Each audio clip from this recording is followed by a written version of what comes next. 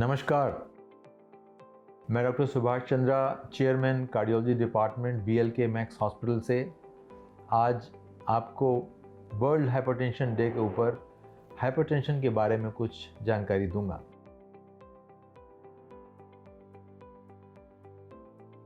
Hypertension यानी कि उच्च रक्तचाप या हाई ब्लड प्रेशर।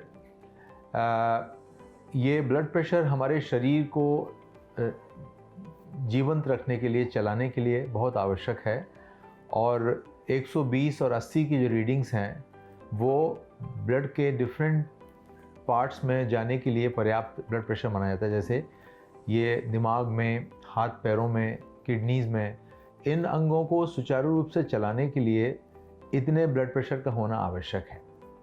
कल्पना करें कि यदि ये ब्लड प्रेशर 100 से कम पहुंचता है, ऊपर का ब्लड प्रेशर या 90 से कम पहुंचता है, तो आपके मस्तिष्क में ब्लड कम पहुंचेगा, आपको मूर्छा आने का डर रहेगा या हमेशा थके रहेंगे, हाथ पैरों में कम जाने से आप रोज़मर्रा के काम नहीं कर पाएंगे, बेहोश हो सकते हैं। ये तो बात है कम ब्लड प्रेशर होने की। लेकिन यही ब्लड प्रेशर अगर अधिक रहता है, यानी कि 140 ऊपर का और 90 नीचे का, इससे ऊपर रहता है, तो इसको हम हाइपरटेंशन कहते हैं, यानी कि हाई ब्लड प्रेशर।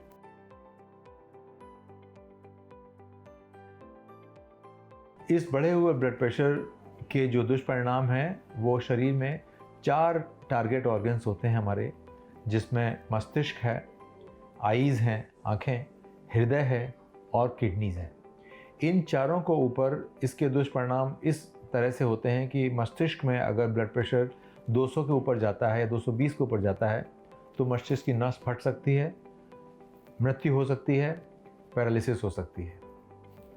और लंबे अरसे से ब्लड प्रेशर बढ़ा रहता है तो मस्तिष्क की धमनियों में क्लॉट बनने से पैरालिसिस हो सकती है।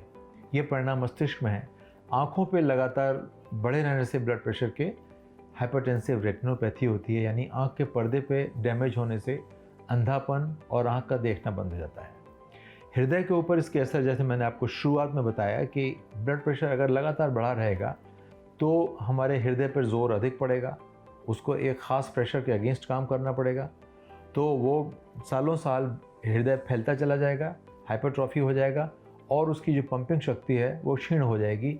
जहाँ नॉर्मल 55-60% इजेक्शन फ्रैक्शन होना चाहिए वो घट के 20, 25, 30% रह जाता है और ऐसी अवस्था को हम हाइपरटेंसिव कार्डियोमायोपैथी कहते हैं, यानी कि मांसपेशी कमज़ोर हो गई, मर गई और साधारण जीवन व्यतीत करना बहुत मुश्किल हो जाता है।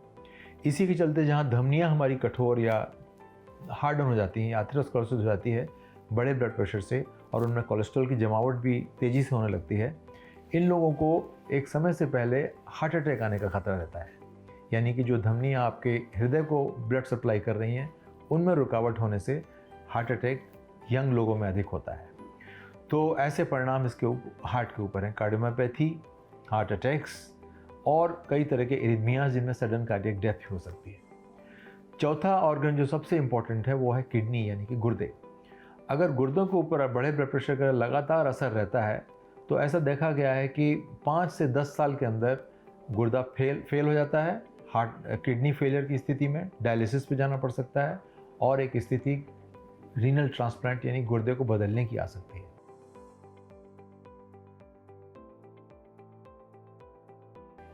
उम्र एक फैक्टर है। दूसरा फैक्टर हेरिडिटरी है, यानी कि हमारे अगर माता पिता में या हमारे भाई बहनों में ब्लड प्रेशर है तो हमको ब्लड प्रेशर बढ़े होने के चांसेस बढ़ जाते हैं, तो उन लोगों को सतर्क रहने की आवश्यकता है। और ये एक बहुत ही अहम लाइफस्टाइल डिसीज़ है, यानी कि हमारे रोज़मर्रा की जीवन शैली कैसी है उस पर निर्भर करता है कि हम ब्लड प्रेशर से पीड़ित होंगे या नहीं होंगे। यानी कि अगर आप नियम से व्यायाम नहीं करते हैं, अगर आप अपना वज़न कंट्रोल में नहीं रखते हैं, अगर आप अल्कोहल का सेवन एक लिमिट से बहुत अधिक करते हैं, या आप तंबाकू का सेवन करते हैं, या खाने में नमक की ज़्यादा सेवन करते हैं, इन सभी चीज़ों से ब्लड प्रेशर एक उम्र से पहले होने का डर रहता है।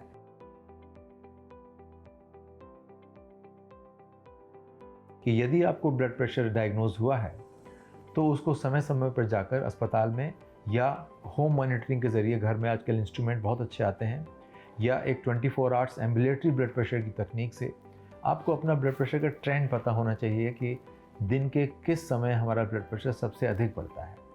और एक बात जान लीजिए, ब्लड प्रेशर बढ़ने का बहुत मुख्य कारण आज की जीवन शैली है, जिसमें जो रोज़मर्रा की हमारी टेंशन है, मानसिक जो टेंशन है, उसका सबसे अधिक असर पड़ता है। जो लोग रात की शिफ्ट ड्यूटीज़ करते हैं और नींद के अभाव में जीते हैं, उनको ब्लड प्रेशर लंबे अरसे से होता है।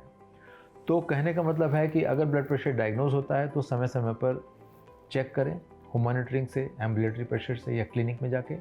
और जो डॉक्टर ने दवाइयाँ निश्चित की हैं आपकी, उनको नियम से लेना चालू करें।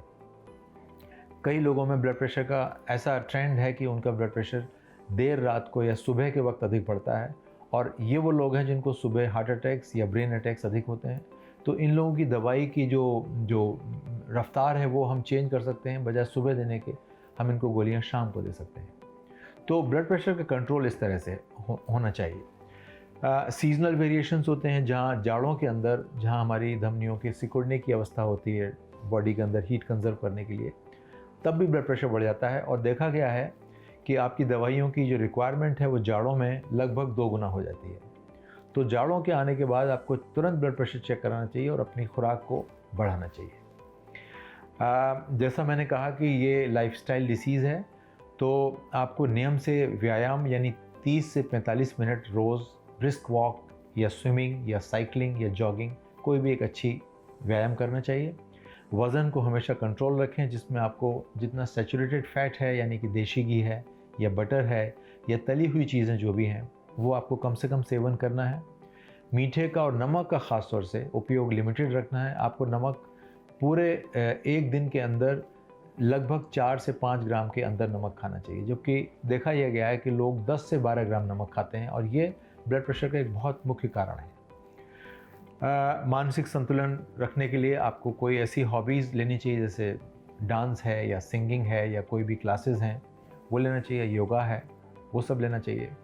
और यदि आपको शुगर की या मधुमेह की बीमारी है तो उसमें भी ब्लड प्रेशर होने का अधिक खतरा रहता है, और वो आपको नियम से कंट्रोल करनी चाहिए।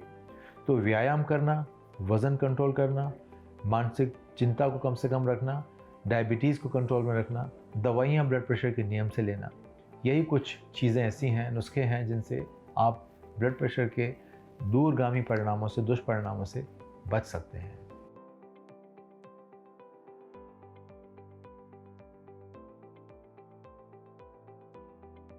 और आखिर में ये जानना ज़रूरी है पब्लिक को कि ब्लड प्रेशर की कंट्रोल में क्या क्या नई रिसर्च हो रही हैं।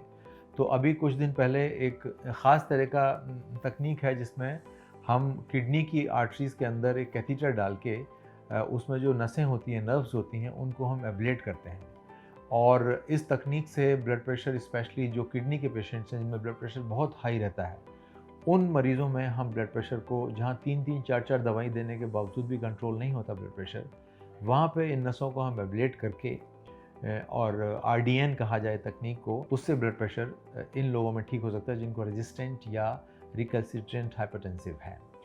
तो इन्हीं शब्दों के साथ मैं इसको चर्चा को ख़त्म करूँगा, कहते हुए कि ब्लड प्रेशर एक बहुत घातक और एक ग्लोबल बीमारी है, जहाँ लगभग 1 करोड़ के अधिक लोगों की मौत होती है पूरे विश्व में, और करीब 8 से 10 करोड़ लोग इससे पीड़ित रहते हैं। और अपने देश में, अफ्रीकन कंट्रीज़ में, वेस्टर्न कंट्रीज़ में, सब में इसकी मात्रा बहुत अधिक है। जीवन शैली की डिसीज़ है, इसलिए जो लोग ओवरवेट हैं या जिनको हेरिडिटरी टेंडेंसी है या जो एजिंग पॉपुलेशन है या जो नमक का सेवन अधिक करते हैं, तंबाकू सेवन करते हैं, अल्कोहल एक्सेसिव लेते हैं, उन सब में ब्लड प्रेशर अधिक होने के शंका रहती है। और अगर इसको आप कंट्रोल नहीं करेंगे तो इससे जो हमारे बॉडी के 4 टारगेट ऑर्गन्स हैं उनको डैमेज होके डायलिसिस की, किडनी ट्रांसप्लांट की या हार्ट अटैक्स की स्थिति आ सकती है। और इन्हीं चीज़ों को ध्यान रखते हुए जीवन शैली कंट्रोल रखना और नियम से ब्लड प्रेशर की दवाई लेना बहुत आवश्यक है। और इन्हीं शब्दों के साथ मैं अपनी चर्चा को समाप्त करता हूँ। नमस्कार।